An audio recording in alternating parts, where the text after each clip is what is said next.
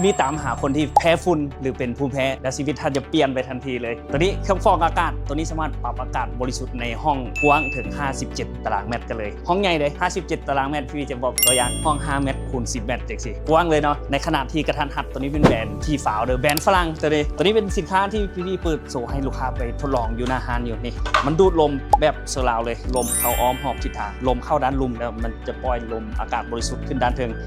นี่เริ่มดำแล้วเนาะใส่กรองเป็นนวัตกรรมของทีฟาวโดยเฉพาะเลยนะแล้วมันจะมีแสงไฟบอกว่าอากาศบริสุทธิ์หรือว่าอากาศมีฝุ่นหลายมันจะไต่ระดับจากแสงสีแดงเหลืองเขียวฟ้าเนาะนี่พี่ลองเปิดเครื่องให้เบิ่งตัวอย่างเปิดเครื่องขึ้นมาปุ๊บเนาะไฟโซสถานะตัวนี้ถ้าเป็นสีฟ้าอย่างนี้แสดงว่าห้องบ่มีฝุ่นหลายเนาะก็คืออากาศที่บริสุทธิ์เนาะไม่เป็นไผมักคันดังบ่อย่างนี้หรือว่าตื่นเช้ามาแล้วคันดังอย่างนี้เวลาเขาไปเปิดในห้องเนี่ยพี่การันตีเลยชีวิตเปลี่ยนแน่นอนเนาะอากาศในห้องจะบ่คือเก่าถ้าเขาเปิดตัวนี้เมื่อคืนกับตอนที่เขาบ่เปิดนะต่างกันเนาะอากาศในห้องตัวนี้เป็นรุ่นนี้ได้ถ้าสามารถสังเกตเบื้องข้างกล้องนี้เลยตัวนี้เป็นรุ่น PT 2210T0 แบรนด์ที่ฟาวเนาะจากราคาปกติเกือบ3ล้านปลายกีบเท่าไหร่ตัวนี้พี่จัดให้เพียงแต่2,450,000 กีบเท่านั้นได้พี่ท้าให้ทุกท่านพิสูจน์เองเนาะทดลองเองตั้งพี่บอกว่าตั้งก็คือตั้งแน่นอนแล้วคำว่าแพ้ฝุ่นจะหายไปเลยนะ